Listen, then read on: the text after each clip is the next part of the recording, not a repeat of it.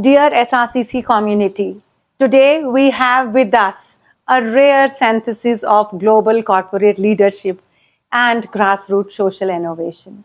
I welcome our alum of 2009 batch, Neel Ghose. He is the country manager and India general manager of Skyscanner, a global leader in travel.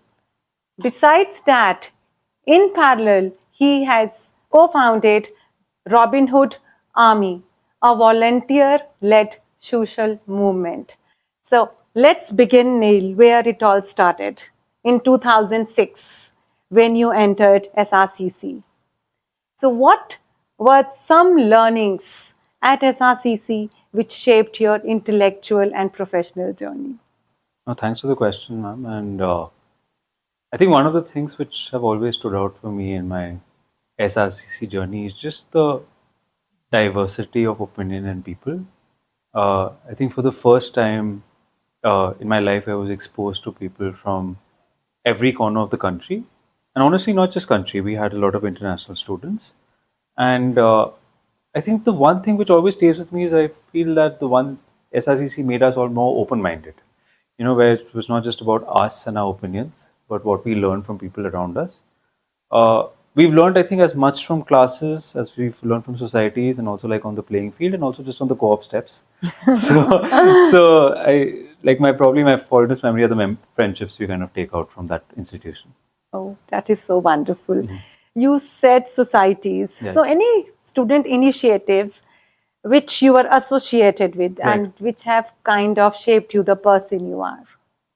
Yeah, a couple come to mind. So I think one of my closest friends, Ashish, and me, we ran for elections in our second year for HPS, and we were not from the hostel, so it was that much more difficult for us to kind of compete. Yeah, but that was a great experience, and we compete, and we actually ended up winning. So like that was our first share of like going to random strangers and persuading them to kind of follow a vision. Another very formative part was working in the placement cell. So I was in the placement cell in our second and third years, and it was very formative because we graduated in 2009, so we actually saw through the 2008 recession. And before we came, I think placements in SRCC were guaranteed. In 2018, nothing was guaranteed. So that was really formative, kind of like navigating that along with your peers and trying to do the best you can in bringing companies along. And then I think even like I played for all 3 years in the football team. For most of the time, I was actually the substitute goalkeeper.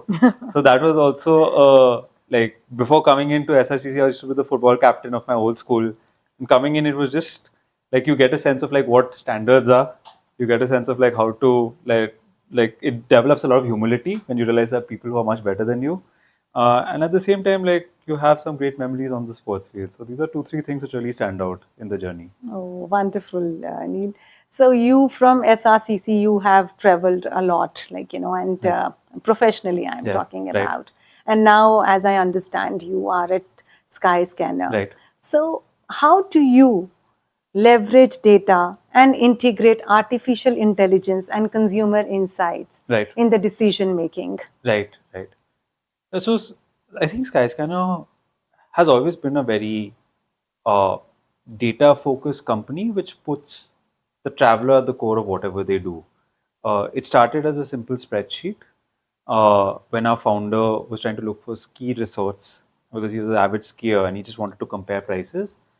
And now I think Skyscanner processes around 110 billion prices every single day. We are in 180 countries across 37 languages, and it's the largest flights audience in the world. I think every part of what we do is puts the traveler and data at its core. From an AI perspective, we have something called Ask Skyscanner, where through natural language you can very basically ask them like, okay, I'm a cricket fan and I want to basically visit great matches or stadiums. Can you give me the best deals? And it'll give you like it'll give you places maybe Lords or MCG or Wankhede, and they'll give you all the best flight deals to kind of get there. Similarly, I feel like there's a lot of AI which is coming into our day-to-day work to make it much more efficient, to make it much more. The insights is a big part. I think like you can see the Indian traveler changing over the last 4 or 5 years. Just 2 years back or 3 years back, Skyscanner, 80% of our traffic was domestic and 20% was international. Today it's almost 52 and 48%. And that just shows, the recent affluence in India, like a much more confident international traveler which is going out. So this job is all about data insights and working with the traveler, but it's been very interesting so far. Yeah, so maybe Generation Z is catching up and they have started earning. So do you think even that is the reason? Absolutely, absolutely. I feel the new generation is just much more confident and much more out there.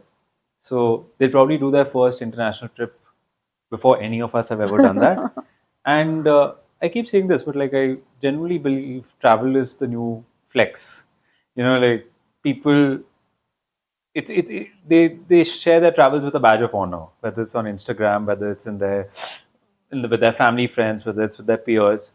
So people are traveling much more than they ever have, and we are happy to play a small role in kind of enabling that in India and across. Yeah. So while Neel, your corporate journey is reflecting Right. scale and strategy, your social movement, your social entrepreneurship talks about your heart and your humanity. So how did the idea of Robin Hood Army emerge? Right. Right. No, I'd love to thank you for that for expressing it in such a like beautiful way. I'd love to take the credit, but honestly, like the Robin Hood Army is thousands of people who are doing this along with their jobs, along with their full-time families, and I have the privilege of representing what we do and speaking about what we do. But it's really a massive team effort.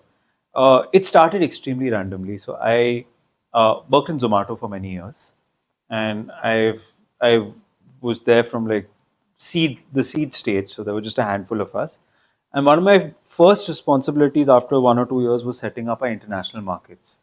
So I would spend 9 to 12 months in each market where we would be launching, building a team, collecting our content, localizing it for the current market, building our sales and marketing channel, and then handing over to the local country manager. So one of these stints happened to be in Portugal, in Lisbon. This was 2014, and this was a time when Zomato was still quite bootstrapped, and so marketing for us was not just spending like tens of millions of dollars on acquiring customers, but it was actually doing a lot of like strategic partnerships with local credible organizations to kind of build our base with the local community. So one of these organizations happened to be still a very famous organization called ReFood. And what they do in Portugal and Spain is they collect surplus food from restaurants and they give it to the less fortunate through volunteers. And I just found the idea very simple and very obvious and not rocket science. So I spent a lot of time outside of the partnership with the founder, who is an American gentleman called Hunter, just to understand like how he motivates people, what are the systems he uses, how does he go on board restaurants. And then when we came back to Delhi with a few friends, a lot of them from SRCC, we decided to kind of get it started and see what happens as a weekend project. Okay, wonderful. This zero fund policy Right. which you have at Robin Hood Right. Army. So how do you what is the governance aspect of it? Right. How do you ensure transparency and trust? Sure. No, I feel like I think like every organization, the idea of zero funds has evolved over the years. I think initially it was just very, we wanted to be high integrity and we wanted to be ethical and we don't want people to ask questions. And that's why let's ask people to contribute with their time or resources. But with the growth of the Robin Hood Army, I realized that is probably one of our biggest strategic resources or strategic levers. For context, for the first 5 years in the Robin Hood Army, we served approximately 11 million meals. In the next 5, that compounded to 165 million meals, right? And I would say zero funds is the heart and soul of why it's scaled. One of the reasons is that now there are around 300,000 volunteer Robins who do this in their free time.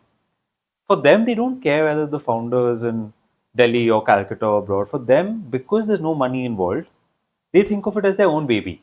And it's their way of making a difference to the world around them. So you don't want to mess with that core motivation. A lot of people are attracted to the organization because there's no money involved, right? Secondly, a lot of the growth has been because of the partners we have. We have very leveraged partners like, let's say, a WhatsApp who's built out a chatbot for people to sign up, or an Uber who gives us like rides to kind of serve people at scale, especially during disaster situations, or maybe like an ABP group who gives us free advertising inventory to spread the word. Now, the pitch is really simple that look, we do this in our free time. There's no money involved. This is our way of giving back to the country and community. Are you in? Like we're not asking for money. Because we're not asking for money, we can ask for whatever we want. Yeah. Right? And the second I raise a dollar, we lose that leverage. So in a weird way, it's growing and we can ask for more and do more because there's no money involved. And the last bit is when we grow into more cities, more countries. If let's say, ma'am, you were going to set up in a new country like maybe Vietnam, uh, we would have to do a lot of financial diligence as to like what is your history, how do we set up bank accounts, how do we kind of register ourselves, how do we kind of like dole out this thing. When there's zero funds, we can just scale much faster and there's a much stronger bias to our execution. And that's one of the reasons why we spread out so fast in a decentralized way. So it's still not foolproof. I think there'll always be some challenges in a very large decentralized organizations. It's never perfect, but we try to keep ourselves intellectually honest and try to keep like learning from our mistakes and reinforcing like how we evolve with zero funds as a core principle. You just mentioned challenges, Right. that Yeah, you yeah. are facing, maybe some of them logistic or maybe Absolutely. financial, Absolutely. Yeah. when you are growing the organization. If you can highlight some of the changes, some of Right. these challenges which you Right. faced when you were expanding Robinhood Army globally. Right. So it's funny, like we talked about zero funds as a lever, but I can also argue about zero funds being a challenge, Yeah. And let's say one of the main reasons is, let's say the folks who are building the Robin Hood Army are doing it with their full-time professional lives, doing it with their family lives. Like my co-founder Arushi, she runs a family business which employs like more than 1,000 people, right? And she's doing the Robin Hood Army along with that. So we've seen over the years a lot of people are very passionate who are building, who bring a lot of clarity of thought, but because it's not doesn't pay the bills, life catches up, right? So for some people it might be going to do an MBA or getting married or having children or experiencing the death of a parent or losing a job. So because of that, sometimes what we realize is that like not collecting money is also a bottleneck, right? And like there's leaders who you build an organization around, but then life catches up with them, and then what? Similarly, in a lot of countries, there are much stricter regulations when it comes to distributing food, or for that matter, also imparting education, because we have something called the Robin Hood Academy where we put children into school. And for that, you need a lot of compliances and licenses and permissions or storage facilities. So you can't scale beyond a certain point without funds, right? So that's been limiting. When I lived in the US, not to say the US does not have malnutrition, almost like 40 million people there are suffering from malnutrition, but we realized we couldn't set up there because our zero funds model didn't quite work. So I think a combination of thinking through a completely alternative system and at the same time like lack of time, like you're balancing it with everything you do, but at the same time you have to be as intentional about growth as any other organization. So these are some of the constraints we faced over the years. uh, we also have things like earlier with people like young professionals who wanted to make a difference. Now we have folks from all walks of life. We have students, we have retired citizens, we have homemakers, we have lawyers, everything. So that brings a lot of different perspective, a lot of like different maybe cultural or political opinions. So even making sure that look, the Robin Hood Army is apolitical. It doesn't matter if you're right, left, center, whatever. If you want to serve hungry people, this is the place to be. So reinforcing that is also something which has been a constraint, and it's something we keep kind of like evolving with time. Yeah, so it's quite a challenge to manage 300,000 in a yeah. sustained engagement. Yeah. It's quite a challenge. Absolutely. So Neel, you have moved, like, I can say that you are moving in boardrooms and by lanes simultaneously. And when we teach in academics, about corporate world, we tell the students that, look, for finance, shareholder value is very important. Yeah, yeah. And when we look from a social movement perspective, Right. stakeholder value becomes very Right. important. Right. So how, like, you know, how your leadership perspective, it's two different worlds. Right. How do you actually reconcile with your leadership style? Right, Is it right. the same? Is it different? Or your management philosophy, let us say Yeah. it, Robin Hood Army influences Yeah. your management decision making at Right. Skyscanner. If you Right. can just tell us something on this. No, side. great question. I don't think I've ever been asked that, and I I feel at the heart of it, it involves being the same person and having the same principles and having the same values and not thinking of it as two different things. Wonderful. Right. I think whether it's a stakeholder or a shareholder, as a leader, our roles are to be custodians, not CEOs, not netas. Just like what we have to do is create an organization which outlives our leadership, whether it's from a business perspective or whether it's from a impact perspective. So I think having, and luckily I've had a few mentors from both worlds, and what I've seen is that they've kind of like, they say the same thing but in different languages, where you have to put the person you're serving at the heart of whatever you're doing. Right? From an impact perspective, it might be the family we're serving under a flyover or orphanages. From a business perspective, it might be the first time international traveler, someone who saved up money to go for months to go for their first foreign trip to Singapore. But at the same time, if you're building for that person, then everything works backwards. Right? Then you can align your team, your culture, your vision, your values towards that. So I think that's one part. The second part, I think, like in terms of leadership, you just have to try to be yourself. Right? Like no matter how many management books you might read and all, if you don't bring your complete self and your flaws to whatever you do, people will see through that. And people will always follow someone who's not perfect but who's authentic. Right? And so I think that I've seen corporate world or impact world, it like at least the leaders I have gravitated towards are always the ones who kind of what you see is what you get. Right. You know, like you might have a certain way of expressing it, and some people might have more polish, but you can't fake authenticity, right? And so I think these are two, three things, and again, keeping the team at the center of whatever you do, like making sure that even credit is shared in the right possible ways. These are principles which work in both worlds. So I think to a certain extent, it seems very different, but it's actually more or less the I same can thing. see it's coming from your sports background. Could be, yeah. Isn't Could it? be. I've had so many failures in sports that some You learnings said, have like, come into this. Yeah. Certainly, certainly. Yeah, So this yeah. is amazing. Yeah. So Neel, you got your Dean's Medal at Harvard, and at the same time, Robin Hood Army is a Harvard case study. Yeah. So what lessons do you think, the leadership lessons from your RHA, Yeah. resonated with the academic world? Right. That's a very great question again. I think the one thing which kind of some of the professors at Harvard could not get their heads around was how can you like how does impact at scale work without funds, right? And so I think unpacking that and breaking that down was something which attracted a lot of academic uh, curiosity.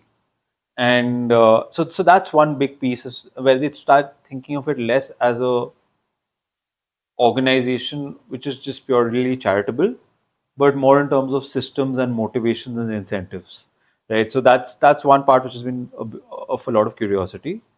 Two is, I think academics typically like focus a lot on metrics and outcomes. And like say for us, we've served around 180 million meals till date. We put around 12,000 kids into school. But we're in 400 odd cities. Okay, so these are the things which will probably like be headline worthy. But I think what attracts again interest is that it's not just about hunger or wastage, but it's less charity and more community. So every time you're serving someone, meals, you're not giving it to them, you're sharing it with them. So then you get to know them, you figure out like what their other challenges are, you talk to them like you would talk to anyone else. And through that you can figure out how to make a difference. Okay. So like there's a gentleman called Dr. Sunabne back in the day in Robin Hood Army. He's an eye doctor, and he realized a lot of people have failing eyesight while he was serving them, and they just needed simple cataract surgeries. So he convinced his clinic to organize around 50 odd cataract surgeries, and a lot of people were partially blind and started seeing in a much more clearer way. So that whole mission statement of how do you bring about the best of human beings using food as a medium was something which which attracted the attention of the academic world, because they're like, okay, at some point, one argument would be, oh, if you're giving food to people, you're making them more dependent. Is that really helping the country? But you have to think about it in 2 or 3 layers. If you give that food, it builds trust. Through that trust, you build conversations. Through that conversation, you can do more with them. So that was really interesting while we kind of unpacked the case study and as we've been teaching it to like graduates of Harvard over the years. Yeah, it's a very interesting insight. Yeah. Because Robin Hood Army is a venture with a difference which I can say proudly that it has made difference to many lives. Yeah. The way you're putting it, like, food is just not about hunger. It's much more. No, and ma'am, it's very easy to put it in an articulate way. We're still figuring it out. Yeah. Like there's so many things we still don't know, like how to solve for like some systems at scale. Like let's say right now we're trying to figure out our initiative in villages, where sometimes the need is the most. There's so many times we struggle with retention of like leaders. Sometimes like we make very poor strategic decisions. So not to say everything is sorted, but while it's a great impactful journey, it's also it's also fun intellectually, because you're constantly learning like you would learn in any other build organization, which makes it quite meaningful. So here, like, the strategy which you make at the corporate world comes into play when you deal with the Robin Hood Army. Absolutely. And vice versa. And of course, certainly vice versa. So, Neel, your journey has been very interesting. So, anything which you like to say to our young students at the college about social entrepreneurship experience of yours? Any message which you want to give them? Yeah, I feel it's firstly, as a youngster, don't take too much advice. Like people will keep giving you advice, but you have to do what feels true to you. But the one thing I would say that it's never too early or late to start helping other people. Earlier, I used to be of the opinion that you have to be of a certain have an element of privilege when you start like looking out for people beyond you and your family. But there are folks in the Robin Hood Army whose parents are farmers, right? And they're probably not that privileged from a monetary perspective, but they still have that josh inside them to go and help people.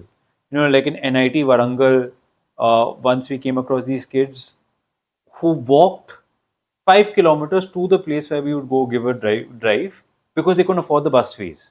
So what's very inspiring is that like you don't need to be of a certain affluence or a certain like certain stable state to start giving. You can give back anytime, and then whether it appeals to you, whether it's something you want to grow, that's a personal journey.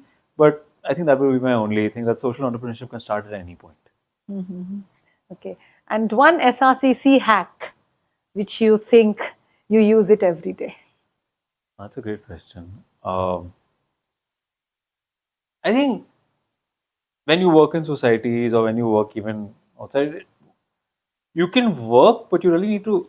What I've realized is like things became much better when you got to know the people around you, right? And so if you spend that 15 extra minutes, and that's something I learned in college, in just trying to understand someone, like who they are, what motivates them, before getting to work, it makes work much more fun and relatively more seamless. Yeah. Thank you so much, Neel. And we're extremely proud of you and wish you the very best for all your endeavors in life. Thank you so much. Thank you. Thank you so much, ma'am. Thank you.